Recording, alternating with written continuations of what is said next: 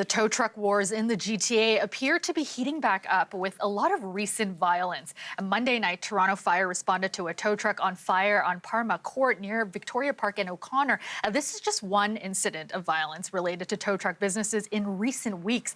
Last weekend, police reported there were shots fired at multiple tow trucks, and last month, a man connected to the business was murdered. And to understand why this is happening now, CBC investigative journalist Zach Dubinsky joins us now. And Zach, why are we seeing this now? Well, the tow truck industry is an incredibly lucrative one, not necessarily because of the towing and the storage of damaged vehicles, although that does make money.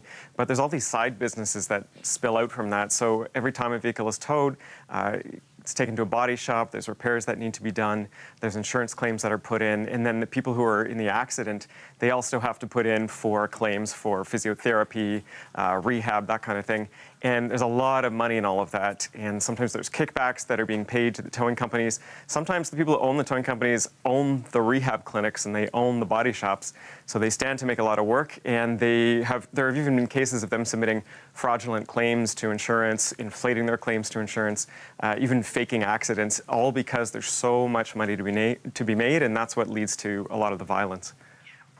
And you mentioned why there is so much violence. Can you get into more about why so much violence and crime is in the GTA's towing industry? Yeah, so if we go back historically, the police first started to notice that some pretty violent people were involved in towing, people who they think might even be associated with organized crime. As far back as 2014, there's some names that come up in a police investigation back then. Then in 2018 and 2019, police are monitoring a couple folks as a part of a guns and gangs investigation in Scarborough, and what they noticed is that a lot of people there were either affiliated with the towing industry. If you look through police records, you actually see a bunch of people's names are listed as being tow truck operators or towing company owners, or they were somehow associated with that, but they weren't from those alleged gangs either. Then there's another operation, a police operation in 2020 called Project Platinum, where they went after specifically tow companies, criminal tow companies. A lot of charges were filed, but ultimately a lot of those charges were dropped, and that had to do with some issues where the prosecutors thought that if they provided disclosure to the defense lawyers, that it might reveal who some of the confidential police informants were. So as a result of that, a lot of those people had their charges dropped. They just went right back to doing what they were doing before, which is operating tow truck companies in a really violent way, shooting at each other, setting each other's trucks on fire.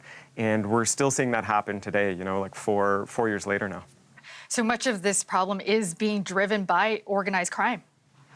Yeah, it certainly seems like it. If you speak to investigators, that's certainly their view. It comes down to, I guess, what is your definition of organized crime? But if you look at a lot of the charges out of that 2020 Project Platinum, certainly a lot of the criminal charges laid had to do with organized crime. They were, organized crime offenses that were alleged. But it's not the kind of traditional organized crime that we might think of in terms of, the mafia, for example. In some of the differences are, for example, you don't have the same levels and duration of loyalty that you might have in traditional organized crime. So people turn on each other very easily. You see former employees of towing companies who might go after their former boss. You might see bosses who go after their former employees and even take out hits on them. You also see that it's not just limited to particular ethnic groups or families. There's a lot of these towing companies, a lot of the ones that are alleged to have criminal elements, they stretch across all kinds of cultural and ethnic lines. So there's people from Italian and Turkish and Russian and European and South Asian backgrounds all associating together in some of these teams and some of these companies. Now, new provincial regulations were rolled out earlier this year to kind of provide better oversight of the industry. How well do these regulations address these turf wars and protect consumers?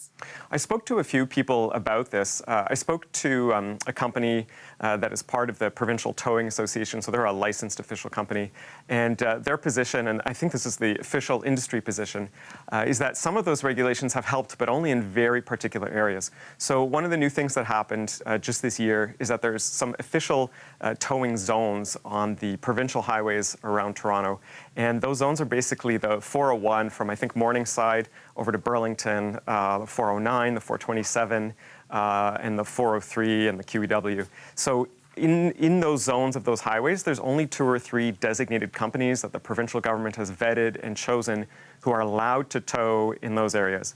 And as a result of that, what the industry says is you don't have this phenomenon of different companies chasing each other to be the first ones to get there to tow cars. And so there's far less violence because they're not trying to muscle each other out of the way.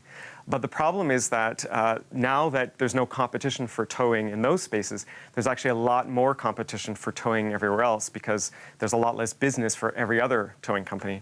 So if you talk to people who aren't among the licensed companies, they'll tell you that things have actually gotten more intense on some of the other roads, and that would be everything from the DVP to the Gardner to side streets and main streets in Toronto. Thanks so much for this, Zach. Zach Dubinsky is a journalist with CBC's investigative unit.